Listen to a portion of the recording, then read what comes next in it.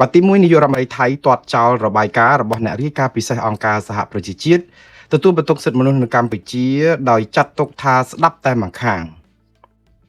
ថៃជួលច្របល់រឿងកម្ពុជាគ្រោងសរសេរលិខិតទៅកាន់អង្គការសហប្រជាជាតិសុំឲ្យទទួលស្គាល់ MOU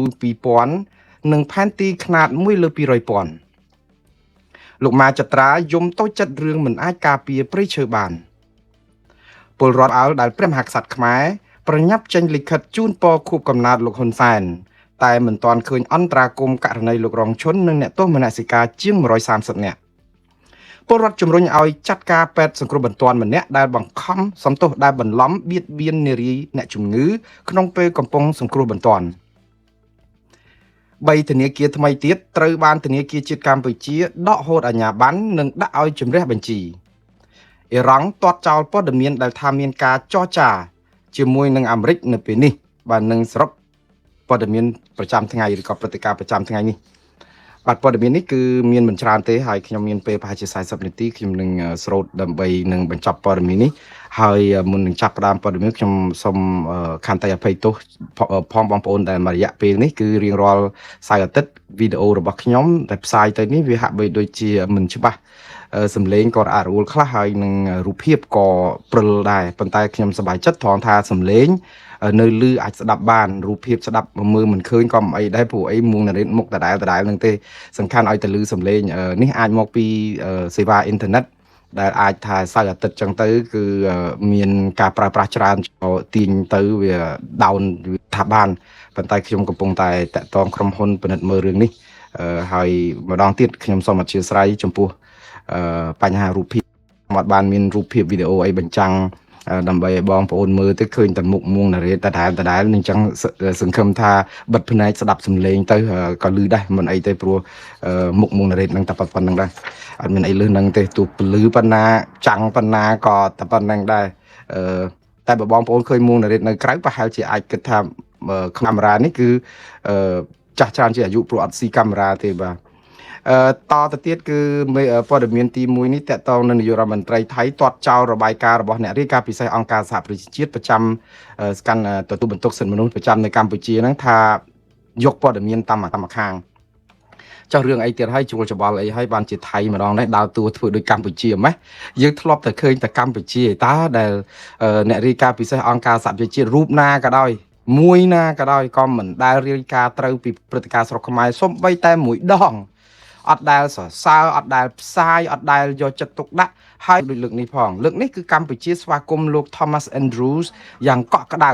ទាំងនាយករដ្ឋមន្ត្រីទាំងប្រធានព្រឹទ្ធសភានិយាយទៅគឺឱកាសដែលអ្នករាយការណ៍ពិសេសទៅស្រុកខ្មែរនេះគឺជាលើកដំបូងក្នុងប្រវត្តិសាស្ត្រនៃប្រវត្តិនៃអ្នករាយការណ៍ពិសេសទៅកាន់ប្រទេសកម្ពុជាដែលបានទទួលការស្វាគមន៍យ៉ាងកក់ក្ដៅបងប្អូនចម្លែកមែនតើទេដែលថាចុះពីមុន Yasgai សូរិយាស៊ូប៊ីឌីបើសូរិយាស៊ូប៊ីឌីលោក Yasgai នេះត្រូវបានមន្ត្រីរដ្ឋាភិបាលចោទប្រកាន់ថាសុទ្ធតែជាអ្នកទេសចរពួកដែលមកសំពាយ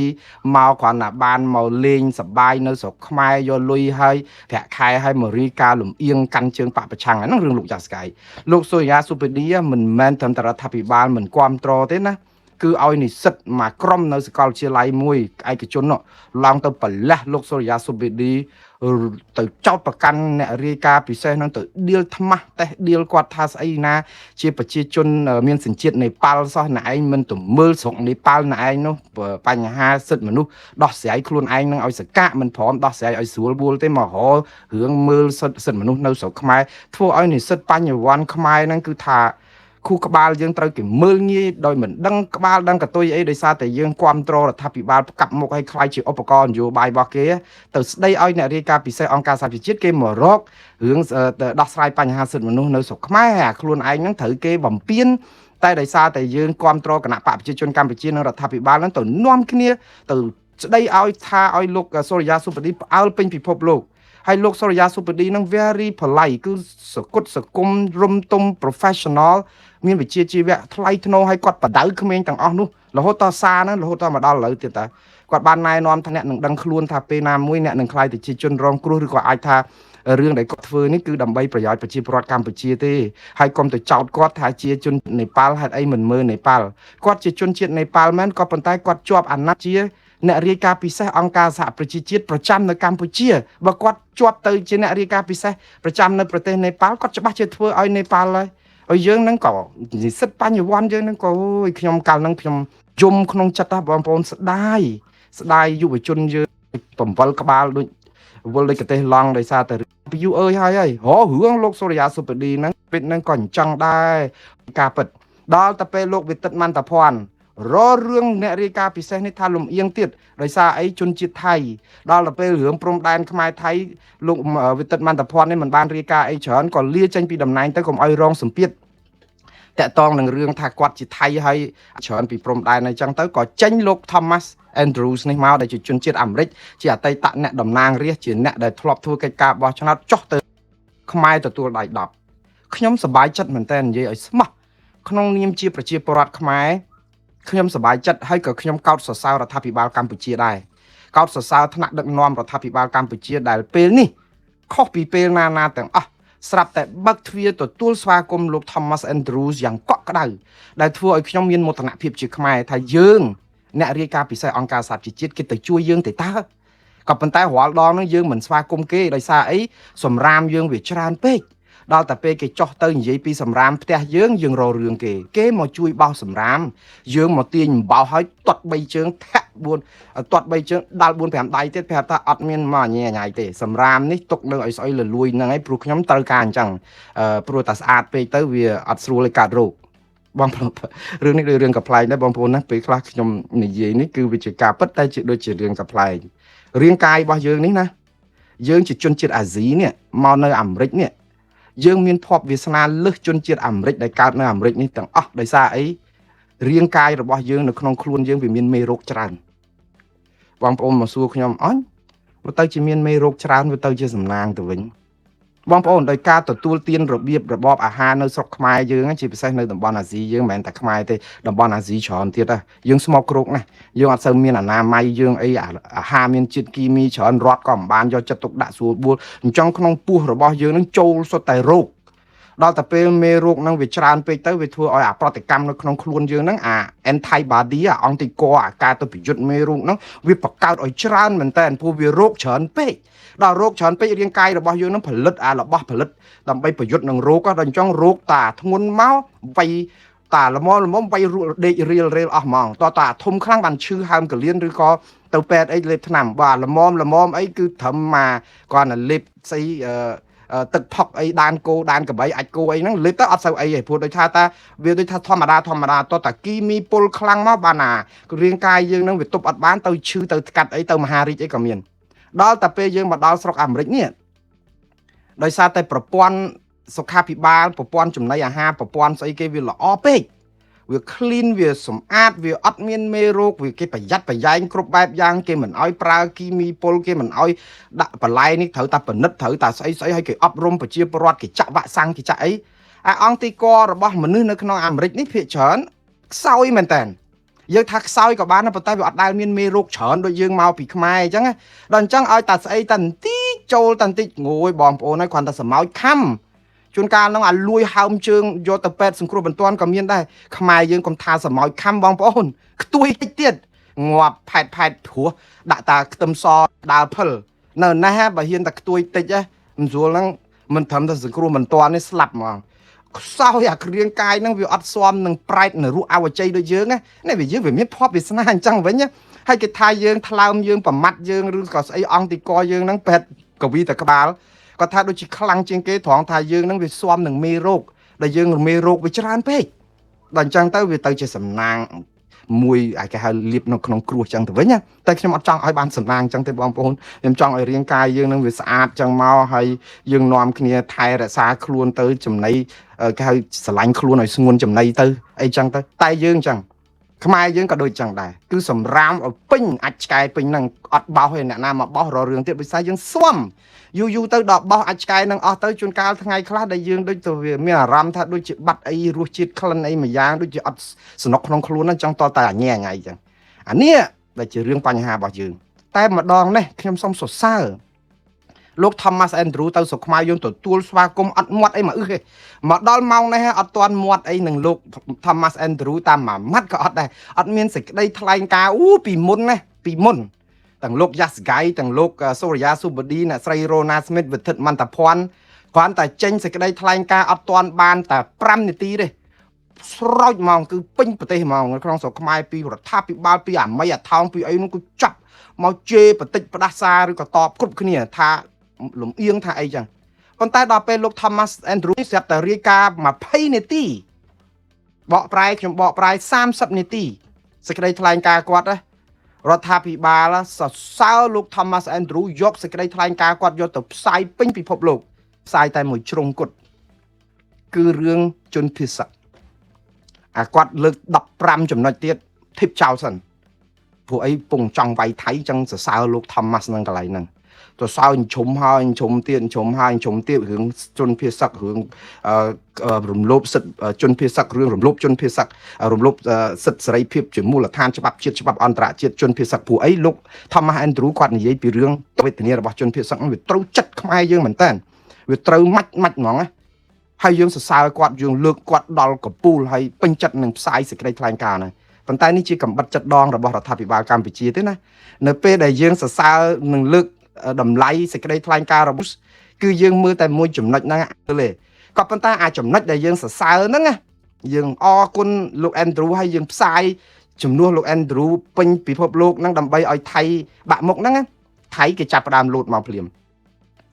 ទាំងនាយករដ្ឋមន្ត្រីថៃទាំងក្រសួងការបរទេសថៃទាំងរដ្ឋាភិបាលថៃទាំងបន្ទប់ស្ថានភាពថៃគឺស្រោចទាំងយោធាថៃមកទាំងអស់គឺមកទប់នឹងលោក Thomas Andrews ដោយកម្ពុជាធ្លាប់ទប់អ្នករាយការណ៍ពិសេសមុនអញ្ចឹងគឺចំណុចតែមួយគត់ដែលដោយកម្ពុជាធ្វើជាមួយអ្នករាយការណ៍ពិសេសពីមុនមកដែលឥឡូវយើងអត់ធ្វើគឺថៃចាត់ទុកលោក Thomas Andrews នេះថាលំអៀងផ្កាប់មុខស្ដាប់ព័ត៌មានតាមមួយខាងថៃនិយាយត្រូវខ្ញុំមិនកាន់ជើងថៃទេតែថៃនិយាយត្រូវព្រោះលោក Andrew លោក Thomas Andrew រាយការណ៍តែពីស្ថានភាពសិទ្ធិមនុស្សនៅកម្ពុជាក៏អត់បានរាយការណ៍អំពីស្ថានភាពសិទ្ធិមនុស្សនៅប្រទេសថៃទេព្រោះនៅប្រទេសថៃគេមានអ្នករាយការណ៍ពិសេសរបស់អង្គការសហប្រជាជាតិទទួលបន្ទុកផ្នែកសិទ្ធិមនុស្សនៅប្រទេសថៃដែរ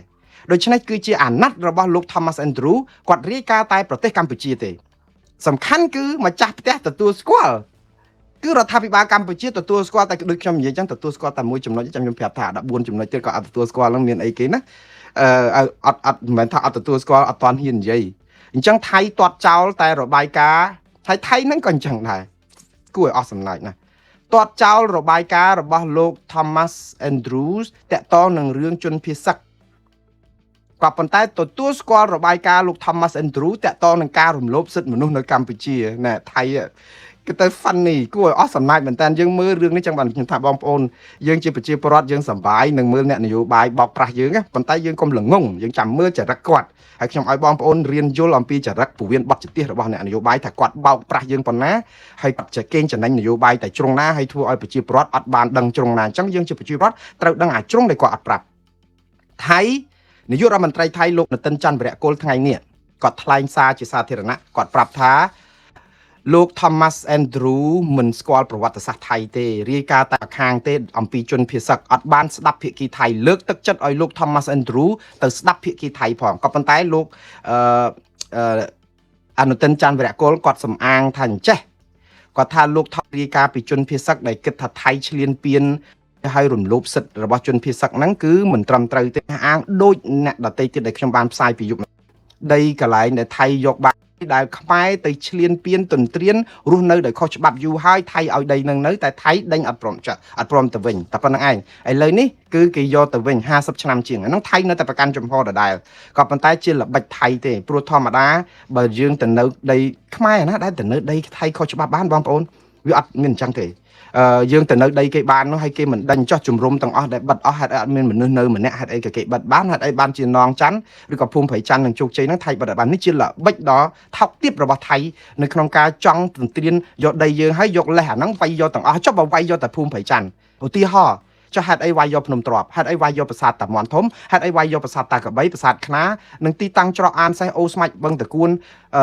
កន្លែងផ្សេងទៀត76 75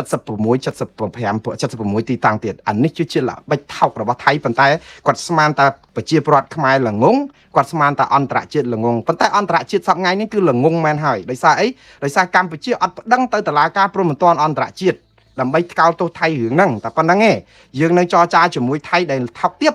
តែយើងថោកខ្លួនឯងដែរតែយើងប្តឹងទៅតុលាការអន្តរជាតិទៅវាចប់ហើយថៃអត់មានមកថោកអីកើតទៀតទេថោកតែគាត់ទៅយើងកុំទៅថោកជាមួយថៃឥឡូវនិយាយពីរឿងសៀស័កភួងកេតកែវវិញរដ្ឋមន្ត្រីក្រសួងការបរទេសថៃថ្ងៃនេះគាត់បន្ថែមទៀតគាត់និយាយពីរឿងជនភៀសសឹកនឹងទៀតគាត់និយាយថាថែមដោយអ្វីដែលលោកអនុទិនច័ន្ទវរៈកុលនិយាយចឹងថា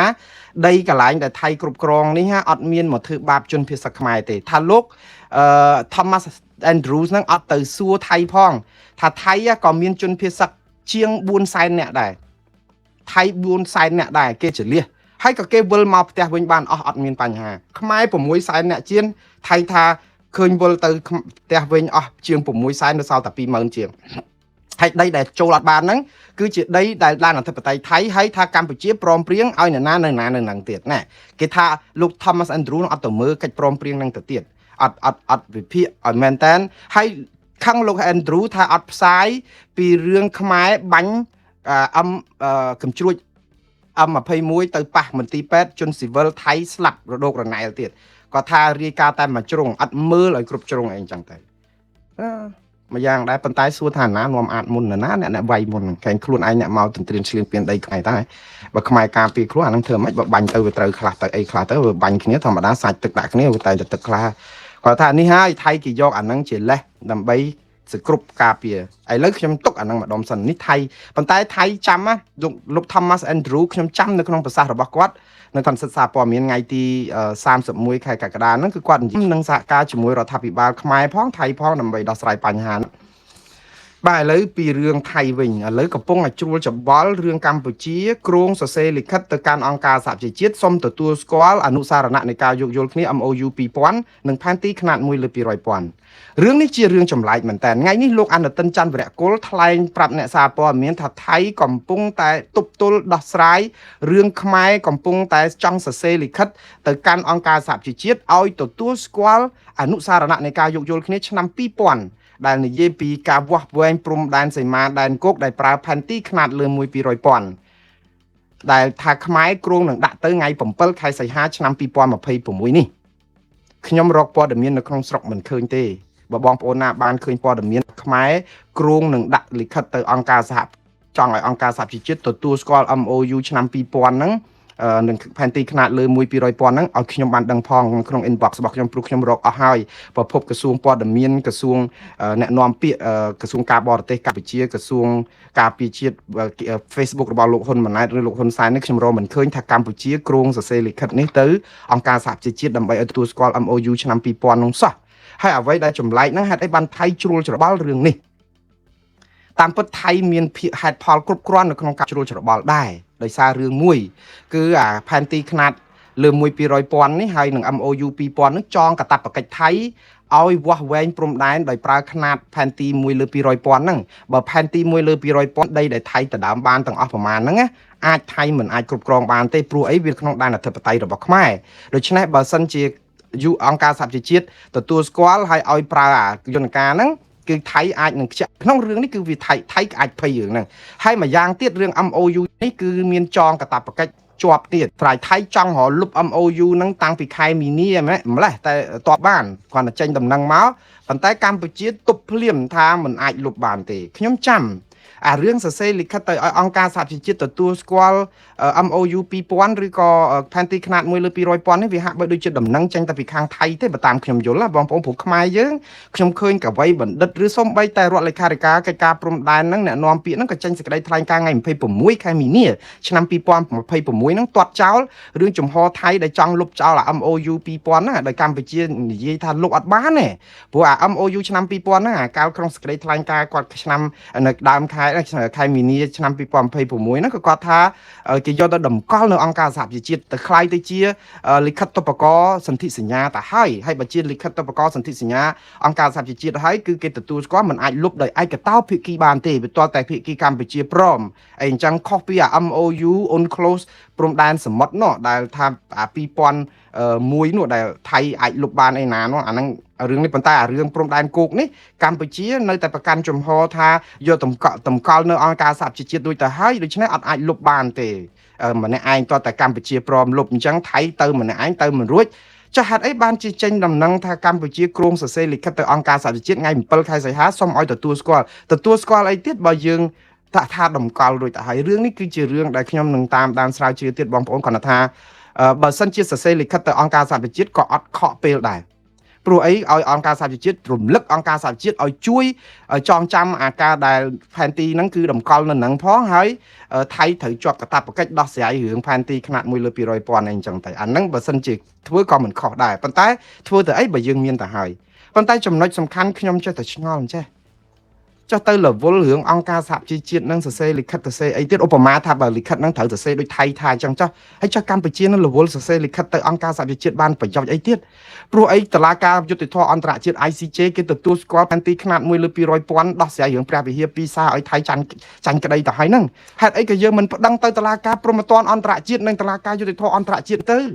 ហេតុអីនៅរ៉ាំរ៉ៃឲ្យថៃនៅអូសកាឡានឹងទៀតខ្ញុំកំពុងតែឆ្ងល់យើងហើយអង្កាលបានយើងប្តឹង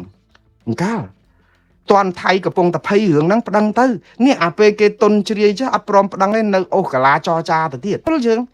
ចាញ់គេគ្រប់ផ្លូវហើយដល់ពេលឥឡូវទៅរឹស2 បិច 2 3 បិចមកលេងដូចលេងកទេអញ្ចឹងចាញ់គេហើយដល់ប្តឹងទៅអង្គការសហជីវជាតិធ្វើអីអត់បានប្រយោជន៍អីទេអង្គការសហជីវជាតិនេះព្រោះបើដោះស្រាយបានដោះស្រាយរឿងអ៊ីរ៉ង់ហើយនឹងរុស្ស៊ី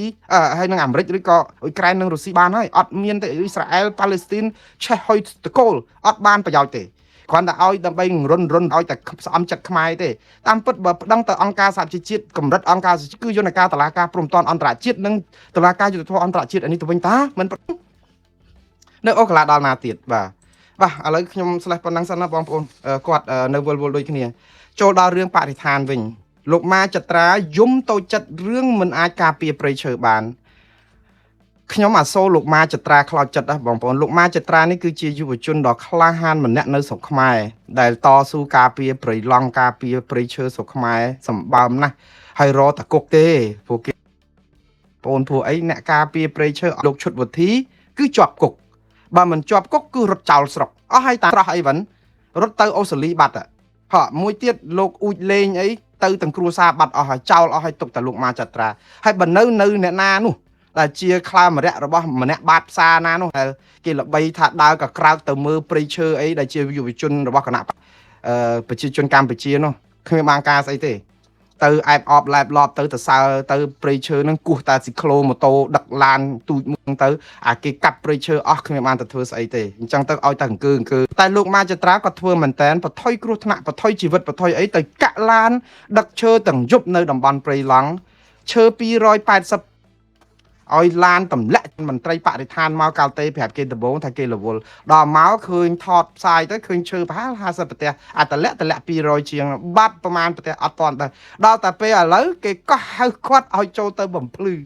អត់ទៅក៏ហៅអាពួកដឹកឈើហ្នឹងឯងទៅក៏ហៅគ្នាអ្នករាយការណ៍ពីដឹកឈើហៅលោកម៉ាចត្រាក្រសួងអត់ហៅផ្ទាល់មាត់ទេទៅឲ្យមេធាវីសរសេរលិខិតហៅលោកម៉ាចត្រាដែលអូយខ្មែរយើងគឺថា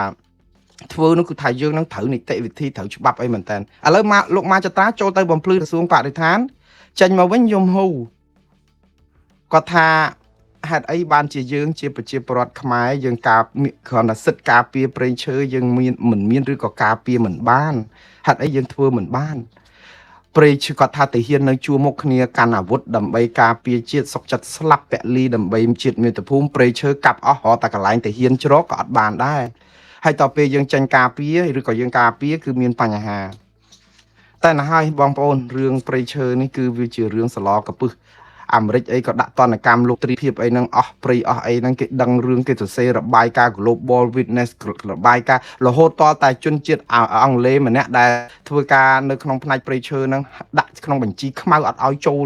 លោក Alejandro Gonzalez ដែលជាជនជាតិអេស្ប៉ាញដែលស្រឡាញ់ខ្មែរស្ទើរលេបដាក់ក្នុងបញ្ជីខ្មៅអត់ឲ្យចូលស្រុកខ្មែរដែលនិយាយរិះគន់ពីបញ្ហាបរិស្ថានព្រៃឈើគឺអត់ឲ្យចូលស្រុកខ្មែរអ្នកឯងបរទេសមិនបរទេសខ្មែររត់ចោលស្រុកអស់អ្នកតស៊ូព្រៃឈើនៅតែលោកម៉ាចត្រានឹងគ្នាគាត់ប្រហែលអ្នកនឹងទៀតទេព្រោះលោកអ៊ូចលេងនិងលោកហេងស្រស់រត់ចោលអស់ហើយអញ្ចឹងទៅនៅសល់តែគាត់យំគាត់ថាទៅជួបគេដែរគេហៅទៅជួបគេល្អោកល្អឿនដែរគាត់និយាយគេថាគេល្អោកល្អឿនទេគេនិយាយហ្នឹងមិនមែនទៅសួរចម្លើយចម្រិតអីទេគាត់ឲ្យសួររកកិច្ចសហការគ្នា ធ្វើកិច្ចការអីគេថាហៅផ្ដល់មេធាវីអីឲ្យជួយការពារក្តីឲ្យខាងក្រមបរិស្ថាននឹងទៀតនឹងខាងលោកចត្រាគាត់និយាយខាងក្រសួងបរិស្ថានមិនដឹងគេនិយាយអីចេញមកហ្នឹងគឺខាងគេនោះក៏ល្អច្រើនដែរតែចុងក្រោយយំហ៊ូតូចចិត្តពេកធ្វើទៅម្នាក់ឯងធ្វើអីក្រសួងបរិស្ថានគេប៉ុណ្ណាណីគេមានប្រាក់ខែលោកម៉ាចត្រាធ្វើដោយស្ម័គ្រចិត្តទៅទាំងយប់ហើយអ្នកដែលតស៊ូបរិស្ថានដែលព្រៃឈើហ្នឹងពួកខាងឈ្មួញដេញបាញ់រត់ផាសកញ្ញាំរាល់តដងទេព្រោះយើងគ្មានកភ្លើងវាគ្មានសមត្ថកិច្ចវាគ្មានកតុំរុយអីដូចលោកហ៊ុនសែនថាបជាកតុំរុយឲ្យទៅការពារកាប់បំផ្លាញព្រៃឈើបើអ្នកណាថាគេមិនបានគាត់កាត់កកគាត់ចោលបើសិនជាលោកហ៊ុនសែនមានបន្ថែម100នាក់ឬ1000នាក់កកនោះជ្រុះអស់បាត់ហើយព្រោះព្រៃឈើយើងអស់ហើយតែវាអត់គាត់ថាអញ្ចឹងទៅព្រៃឈើនៅតែរិចរិលអស់តែព្រៃឈើតដែលតាំងពីនិយាយមកព្រៃក៏កាន់តែហើយអញ្ចឹងទៀតទៅហើយអ្នករាយការណ៍ក៏រាយការណ៍បាត់ព្រៃអីបាត់អីអញ្ចឹងក៏តែធម្មតាអ្នកនយោបាយគឺអញ្ចឹងទៅបងប្អូនគឺគាត់ប្រកែកបោកយើងឲ្យស្ដាប់អញ្ចឹងទៅជឿជាក់ឲ្យបោះឆ្នោតទៀតបោះឆ្នោត5ឆ្នាំទៀតទៅ5ឆ្នាំទៀតទៅយូរទៅឃើញដាំកស៊ូរៀងខៀវស្ងាត់អញ្ចឹងទៅក៏ថាហ្នឹងព្រៃឈើទៅកាប់ខ្ទេចបេងនឹងនួនថ្លង់សក្រំផ្ចឹកអីអស់អាលីងសូម្បីតាព្រៃឈើនៅត្រឹមភ្នំតាម៉ៅក៏កាប់ដែរនៅកណ្ដាលក្រុងកណ្ដាលទីប្រជុំជនផងកាប់ឡើងម៉ត់ឥឡូវទៅមើលទៅនោះទៅតាមដានមើលនៅសល់ប្រហែលដើមទៀតហ្នឹងដាំឃើញស្មៅរិចហ្នឹងអ្នកណាតាមដានបើមន្ត្រីបរិស្ថានរត់ចែកជើងគ្នាអស់ដូចលោកម៉ាចត្រានៅសល់គេហៅទៅផឹកតែចត់អីចេះទៀតចប់ហើយអ្នកនៅប្រហែលទៀតហ្នឹងអស់ហើយបាទឥឡូវបន្តទៅទៀតបងប្អូនពលរដ្ឋភ្ញាក់ផ្អើលដែលព្រះមហាក្សត្រខ្មែរប្រញាប់ចេញលិខិតជូនពរខួបកំណើតលោកហ៊ុនសែនតែមិនទាន់ឃើញអន្តរាគមន៍ករណីលោករងឈុននិងអ្នកទោសមនសិការកោតសរសើរព្រះមហាក្សត្រខ្មែរដែរប្រញាល់ចេញលិខិតដើម្បីជូនពរលោកហ៊ុនសែនព្រោះអីលោកហ៊ុនសែនក៏ថ្វាយពពរព្រះមហាក្សត្រ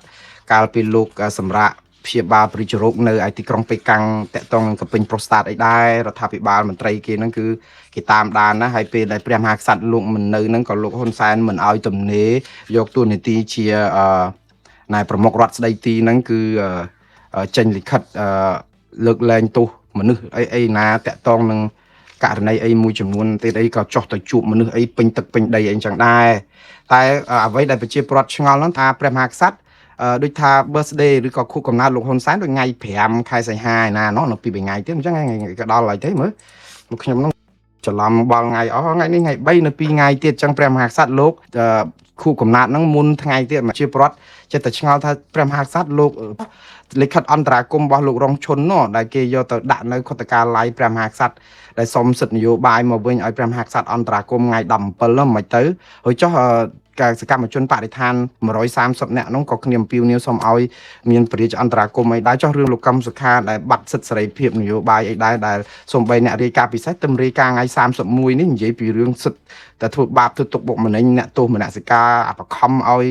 សុំទោសផងហើយរឿងលោករងឈុនលោកកឹមសុខាអីបាត់សិទ្ធិនយោបាយដែលជាការរំលោភបំពានអីហ្នឹងលោក Thomas Andrew គាត់រាយការណ៍ប៉ុន្តែព្រះមហាក្សត្រឃើញលិខិតនេះប្រហែលជាទ្រង់អាចរវល់មមាញឹកអីច្រើនដើម្បីធ្វើកិច្ចការរឿងនយោបាយអាចពិបាកដែរអញ្ចឹងទៅគាត់បើស្នានេះគាត់ជាចម្ងល់របស់បងប្អូនទេបងប្អូនហាក់ព្រះមហាក្សត្រខ្មែរដែលលោកមិនមាន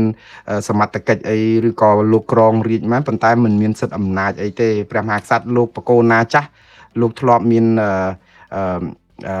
ដូចថាធ្លាប់ថ្លែងដែរបកូនណាបានរោដមសីហនុលោកថាពេលដែលលោកសោយទីវង្គតទៅបរិជាក្រោយសុទ្ធតែជាបរិជាអាយ៉ងទេតែនេះគឺខ្ញុំចាំដែលយូរហើយលោកមានតែថាថ្លែងសារដូច្នេះចម្លាយដែរតែហេតុអីបានជាព្រះមហាក្សត្រក្រោយទៅជាអាយ៉ងទៅវិញឬមួយក៏ព្រះអង្គឆ្វេងយល់រួចទៅហើយថាមិនមានអធិបុលអីនឹងអាចធ្វើអីគេបានដោយសារតែរាជបល្ល័ង្កចុះខ្សោយអីអញ្ចឹងឬក៏អាចយោងដោយសារតែលោកហ៊ុនសែនធ្លាប់ពមានចង់រំលាយស្ថាប័នរាជបល្ល័ង្កនឹងចោលដោយសារមិនព្រមចុះហត្ថលេខានៅក្នុងសន្ធិសញ្ញាបំពេញបន្ថែមតាក់ទងនឹងរឿងព្រំដែនខ្មែរនិងវៀតណាមនោះយ៉ាងម៉េចបាទខ្ញុំឆ្លើយរឿងនេះសិនបងប្អូនតកតងនៅរឿងពលរដ្ឋជំរុញឲ្យចាត់ការពេទ្យសង្គ្រោះបន្ទាន់ដែលបន្លំបៀតបៀនគឺកំពុងសង្គ្រោះបន្ទាន់អើយខ្ញុំឃើញរូបភាពវីដេអូហ្នឹងខ្ញុំដូចជាឈឺចាប់ជំនួសបងប្អូនខ្មែរយើងចុះហេតុអីបានជាពេទ្យយើងអីហ្នឹងក៏សិលធម៌ទៀបម្លេះលោកគ្នាអ្នកជំងឺកំពុងតែសង្គ្រោះបន្ទាន់ហើយយើងជាមន្ត្រីពេទ្យនៅលើឡានពេទ្យយកដៃទៅសកត់ទាំងគឺច្បាច់ដូចថាអសិលធម៌មែនតែនហើយគេថតមើលហ្នឹងក៏មានអ្នកថតទេបើសិនជាកុំថតបានពេទ្យនេះគឺប្រព្រឹត្តអំពើពាលានេះគឺបានយ៉ាងរួចខ្លួនតែម្ដងអរគុណអ្នកដែលគេវីដេអូហ្នឹងបានពីសង្គ្រោះបន្ទាន់តាមពិត ទង្វើនេះគឺជាដ៏មហាថោកទាបមែនតើយើងជាពេទ្យយើងមានវិជ្ជាជីវៈយើងមិនអាចឆ្លៀតឱកាសធ្វើអីផ្ដេសផ្ដាស់ដែលប្រព្រឹត្តនឹងហើយយើងចង់ជួយរីរងគ្រោះល្អហើយសង្កត់ដើមទ្រូងដើម្បីឲ្យមនុស្សហ្នឹងហើយវាសំខាន់គឺអ្នកជំងឺហ្នឹងវាមិនត្រូវការសង្គ្រោះសង្កត់អាបេះដូងឬក៏ដើមទ្រូងហ្នឹងដើម្បីដកដង្ហើមព្រោះគ្នាកំពុងតែស្រែកកោកនៅហ្នឹងឲ្យជួយដៃកាន់អីនៅហ្នឹងគាត់ទៅសង្គ្រោះបន្ទាន់គ្នាអាចស្លាប់គ្នាអីប៉ុន្តែយើងហ្នឹងគឺបន្លំច្បាច់សដន់គ្នាអីចឹងដូចជាអាក្រក់មើលមែនតើហ្មងរបៀបគេធ្វើចលនាបេះដូងគេមកសង្កត់នៅខាងដោះមកជាហៀងចឹងហើយច្បាច់យកចឹងអត់មានខួរក្បាលគិតសោះតែម្ដងអើយអ្នកទាំងអស់នេះកុំថាឡើយជាប់គុកបើខ្ញុំធ្វើជាអ្នកដែលកាន់ការនៅប្រទេសខ្ញុំព្យួរកឲ្យមើលហ្មងខ្ញុំសុំទោសមុនអារ៉េតស្លូតទេប៉ុន្តែដល់ពេលចឹងអីកាចហ្មងព្យួរកឲ្យប្រជាប្រដ្ឋមើលមកឲ្យឃើញថាអ្នកឯងកុំធ្វើប្រទេសផ្ដាស់ចឹងទៀតអ្នកដទៃទៀតកុំយកគំរូតាមរឿងដែលកើតឡើងនេះគឺកើតឡើងនៅថ្ងៃហ្នឹងហើយចាំមើលខ្ញុំនិយាយឃើញសារព័ត៌មានក្នុងស្រុកនិយាយដល់ហ្នឹងគឺជាវិធីសង្គ្រោះបន្ទាន់យកដៃទាំងពីរយកមកច្បាច់ទៅលើសដន់គេអញ្ចឹងច្បាច់ធ្វើស្រាលធ្វើដូចឲ្យយើងរបៀតបៀនគេភេទអញ្ចឹងអីក៏ហួសហេតុមកម្លេះធ្វើឲ្យគេហ្នឹងបាយត្រឡោកឲ្យខ្លួនឯងមានវិជ្ជាជីវៈពេទ្យហ្នឹងធ្វើអញ្ចឹងមែនតើគេដាក់ថាករណីនេះគឺឃើញចែករំលែកតាមបណ្ដាញសង្គមមើលឃើញខ្ញុំស្រក់ទឹកភ្នែកតែម្ដងគឺគ្រូពេទ្យនេះគឺបើតាមដឹងឈ្មោះគុណផលីជាប្រធានមណ្ឌលសុខភាពសត្វត្បូរនៅភូមិកំពង់ព្រីងសង្កាត់សត្វត្បូរក្រុងតាខ្មៅខេត្តកណ្ដាលទៀតអូយសូមបន់សន់ឲ្យរឿងប្រធានសត្វត្បូរនេះមណ្ឌលសុខភាពនេះដែលយើងហើយជាប្រុសជាអីនេះអើយយ៉ាប់មែនតើសូមឲ្យអាជ្ញាធរចាត់ការរឿងហ្នឹងទៅហើយតិចទៀតគេឡើងមកហើយគេបកស្រាយហើយគេថាអាហ្នឹងគេបន្ទាន់យើងអត់មានទៅជួយអាណិតពេទ្យដែលគេយកពេលវេលាទាំងយប់ទាំងអីទៅខំជួយសង្គ្រោះជីវិតមនុស្សបែរទៅជាមកយកឱកាសហ្នឹងវាយប្រហារគាត់អីចឹងប៉ុន្តែទៅសួរសាធារណជន 100% គេមើលវីដេអូហ្នឹងហើយអ្នកណាក៏គេច្អល់មុខពេទ្យដែរគេមិនដែលគិតថាយើងជួយសង្គ្រោះបន្ទាន់ឲ្យបន្លំចឹងទេហើយបើបងប្អូនមើលក្រមព្រហ្មទណ្ឌឆ្នាំ2009មាត្រា246និយាយអំពីការប្រទុះគេភេទគេខ្មាស់អានឡើងវិញច្បាប់សិទ្ធិមានមាត្រាហ្នឹងគឺគេមានស្ថានទម្ងន់កាន់គ្រប់អំពើដែលប៉ះពាល់ស្ទាបអង្អែលគេភេទឬផ្នែកនៃភេទតែបុគ្គលនេះមិនស្ម័គ្រចិត្តបានន័យថាយើងចិត្តតែប៉ះស្រាច់ចិត្តគេមិនមានការស្ម័គ្រចិត្តឬក៏បន្លំបុគ្គលដទៃទៀតឲ្យប្រព្រឹត្តអំពើបែបនេះមកលើឬក៏បង្ខំបន្លំឲ្យបុគ្គលនឹងប្រព្រឹត្តអំពើបែបនេះមកលើខ្លួនឬក៏រំជួលឬក៏រីករាយដល់បងផ្លូវភេទរបស់ជនល្មើសគឺជាអំពើប្រទុះគេភេទអំពើនេះគឺត្រូវផ្ដន្ទាទោសដាក់ពន្ធនាគារពី1ឆ្នាំទៅ3ឆ្នាំពីន័យជាប្រាក់2លានរៀលទៅ6លានរៀលកុំដាក់ប៉ុណ្ណឹងអីហើយបើជាប់ទោសហ្នឹងគឺព្យួរកតែម្ដងទៅខ្ញុំស្លេះប៉ុណ្ណឹងខ្ញុំវាធម្មចិត្តនឹងអំពើអសិលធម៌អគុណធម៌ចុះហេតុអីក៏សិលធម៌ខ្មែរយើងក៏ទៀបម្លេះខ្ញុំពងតែឆ្ងល់បើថាជេរបតិចគ្នាហ្នឹងគឺដូចថាយើងទៅរៀនធម្មតាដូចថាបាយហូបរាល់ថ្ងៃចឹងហ្មង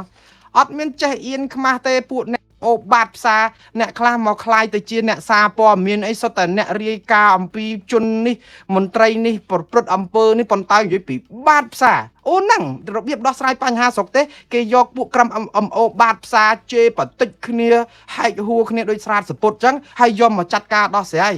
អូហ្នឹងគេរបៀបដោះស្រាយស្រុកយើងគេធ្វើអញ្ចឹងខ្ញុំអត់ដឹងខ្ញុំមិននៅស្រុកនេះ10ឆ្នាំជាងហើយខ្ញុំអត់ដែលឃើញគេធ្វើផ្ដេសផ្ដាស់ដូចស្រុកខ្មែរអញ្ចឹងខ្ញុំធ្លាប់គិតថា20 30 40ឆ្នាំមកយើងគួរតែប្រសើរឥឡូវយើងធ្លាក់នៅរស់អវជ័យហ្មងហើយទៅតាមគ្នាទៅគាំទ្រអាបកុលពីលបាតផ្សារហ្នឹងទៅឡើងទៅស្ដីឲ្យមន្ត្រីណាហ្នឹងគេយកបកអាក្រាតហ្នឹងគេចាប់ដោះស្រាយទីគឺរបៀបគោះយកលុយរបៀបនេះគឺថោកទាបបំផុតទី1គឺគោះគេយកលុយទី2អត់ដោះស្រាយបញ្ហាទេគឺយើងធ្វើឲ្យអសិលធម៌នៅក្នុងសង្គមធ្វើឲ្យមានគំនុំគុំគួនហើយអាងខ្សែអាងខ្នងអាងរបៀបដោះ MMO ណាមួយមកនិយាយផ្សាយបកអាក្រាតអ្នកណាមួយឲ្យជេរបចោគ្នាគម្រាមគ្នាចោះឡើងហើយស្រាប់ទៅចាត់ការបើត្រូវគ្នាស្ងាត់បាត់អស់ដោយរឿងប៉ូលីសនៅ PM នៅស្រុកណានោះស្ងាត់បាត់ឈឹងបើអត់ត្រូវគ្នាទៅនៅឆ្លោះគ្នាហ្នឹងគោះលុយគោះអីចោះឡើងអូហ្នឹងជារបៀបដោះស្រាយហើយយើងមើលអត់ឃើញអញ្ចឹងហើយនៅគ្រប់ត្រទៀតសុទ្ធតែវីរៈបរោះអ្នកព័ត៌មានបាតផ្សារបរោះខ្មែរយើងហេតុអីបានជាយើងយល់លិមួកថាផ្កា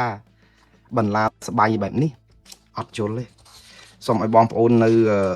ដោះស្រាយមើលរឿងនឹងឡើងវិញបងប្អូនកុំទៅតាមគ្នាណាអឺតកតងនឹងរឿង3ធនាគារទៀតហើយបិទទ្វារត្រូវបានធនាគារជាតិបិទទ្វារបិទអស់ហើយអត់នៅទេជាធនាគារពាណិជ្ជកម្ពុជាប្រកាសសេចក្តីថ្លែងការណ៍របស់គាត់ថ្ងៃ3សីហានេះគឺមានទី1ធនាគារ CCU ទី2គឺធនាគារ Heng Feng ស្អីគេទេអានដាច់ទេសើឈ្មោះចិននិងធនាគារ X ធនាគារទាំង3នេះត្រូវបានធនាគារកណ្ដាលគឺធនាគារធនដាក់ឲ្យជំរះបញ្ជីបានន័យថាខ្សែធនហើយដូច្នេះអតិថិជននឹងមាន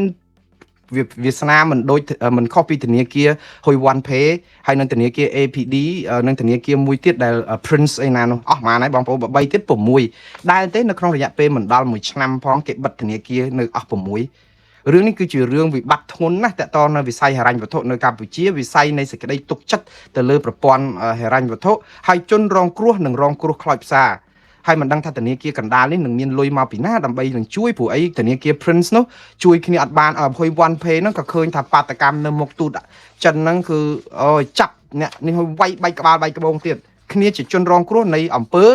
ដាក់លុយអត់បានលុយអស់លុយហើយទៅតវ៉ាត្រូវគេវាយបែកក្បាលទៀតសន្តិសុខយើងនឹងវាយគេបែកក្បាលទៀតហើយឥឡូវបិទអស់នេះបិទ3ទៀតតើយ៉ាងម៉េចទៅវិញរឿងនេះបងប្អូនខ្ញុំអាសូរបងប្អូនយើងដែរតែយើងវាមិនដឹងមិនទេឥឡូវរឿងវាទឹកបាក់ទំនប់អញ្ចឹងណាជូនពរឲ្យរឿងនេះដោះស្រាយបានឆាប់ទៅឲ្យបងប្អូនទាំងអស់គ្នាលោកបាន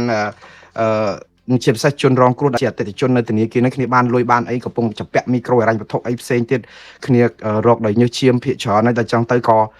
ក្តៅកាហាយខ្លោចផ្សាហើយវាជារូបភាពអាក្រក់ណាស់ពិភពលោកនឹងមើលមកកម្ពុជាថាស្ថានភាពហិរញ្ញវត្ថុយើងក៏លំបាកអញ្ចឹងអាវិនិយោគទុនវិនិយោគកិនអីហ្នឹងក៏គ្នាខ្លាចល្អអត់ទៅខ្មែរវាប៉ះពាល់ដល់សេដ្ឋកិច្ចដល់ជីវភាពរស់នៅប្រជាពលរដ្ឋរឿងទាំងអស់នេះបើតាមខ្ញុំមើលខ្ញុំមិនទាន់ហ៊ានចោទប្រកាន់ទេរឿងទាំងអស់នេះភាគច្រើនជាផលវិបាកនៃរបៀបដឹកនាំរដ្ឋយើងដែលបណ្ដោយឲ្យអាមុខរបរឆបបោកអនឡាញនេះវាក៏ក្រើករលួយដល់ជំងឺមហារីកឥឡូវនេះដល់ពេលដុតហើយតើយកទៅប្រឆាយនេះកាលព្យាបាលតិចតិចយើងអត់ព្យាបាលទេវាយថ្នាំអីពីដំណាក់កាលដំបូងគេឲ្យហូបតមគេឲ្យហាត់ប្រាណឲ្យកុំទទួលទានសូរ៉ាអីយើងអត់ទេយើងផឹកហើយមួយថ្ងៃលេចថ្លើមគឺយើងមិនជឿថាវានឹងមានរឿងហ្នឹងកើតឡើងព្រោះអីវាសុបាយដល់ពេលឥឡូវរឿងហ្នឹងកើតឡើងគឺយើងកើតជាជំងឺមហារីកក៏យើងកាត់ជាងអីទៅយើងមានតែអីដោះស្រាយរួចបងប្អូនបើមិនស្លាប់គឺមានតែមរណាហ្នឹងឯងនេះគឺដោយសារអីដោយសារតែយើងធ្វើឲ្យប្រព័ន្ធដឹកនាំរដ្ឋយើងវាដល់ដំណាក់កាលចុងក្រោយហើយអានេះដោយសារអីបងប្អូនដោយសារតែអត់មានវត្តមានគណៈបកប្រឆាំងយើងថាគណៈបកប្រឆាំងចង្រៃប៉ុន្តែចង្រៃយ៉ាងណាក៏មិនចង្រៃដល់ថ្នាក់ដោយលលាយខ្សលចឹងដែរនៅទប់គ្នាទៅមានបាតកម្មអីរំខានរៅឆានអីការធ្វើដំណើររបស់ប្រជាពលរដ្ឋប៉ុន្តែវាមិនដល់ដេកស្ដោកស្ដឹងដោយឥឡូវហ្នឹងបងប្អូនធ្វើដំណើរបានណាមិនស្ទះចរាចរណ៍នឹងការធ្វើបាតកម្មទេប៉ុន្តែធ្វើដំណើរទៅណាទៅជិះម៉ូតូឡានទម្លាក់ពីលើស្ពានដើម្បីសម្រាប់ខ្លួនឬក៏យ៉ាងម៉េចព្រោះអត់មានទិសដៅដែលត្រូវទៅទេស្អីក៏ទៅជីវភាពក៏កាំងការងាររកទទួលទានក៏រកមិនបានភ្ញៀវអន្តរជាតិក៏ធ្លាក់ចុះ 50% សេដ្ឋកិច្ចក៏ថយ 50% ការងារក៏អត់មានធ្វើចំពាក់បំណុលធនាគារអ្នកណាសងឥឡូវបើកឡានទៅណាឥឡូវធ្វើដំណើរទៅណាអត់ស្ទះទេអត់មានបាតកម្មទេប៉ុន្តែឥឡូវធ្វើទៅណាវាអត់មានជំរឿសអញ្ចឹងហ៎បងប្អូនអញ្ចឹងបានថាខ្ញុំនៅតែលើកទឹកចិត្តថាអាទាំងអស់នេះបើកម្ពុជាស្ដារឲ្យលឿនហើយស្ដារដោយឆន្ទៈនយោបាយប្រហែលជាមិនអីទេប៉ុន្តែខ្ញុំនិយាយថានេះជាព្យាសនកម្មផលវិបាកពីមុនមកអញ្ចឹងអាអំពើឆបបោកអនឡាញហ្នឹងវាคล้ายទៅជាឧបករណ៍លាងលុយ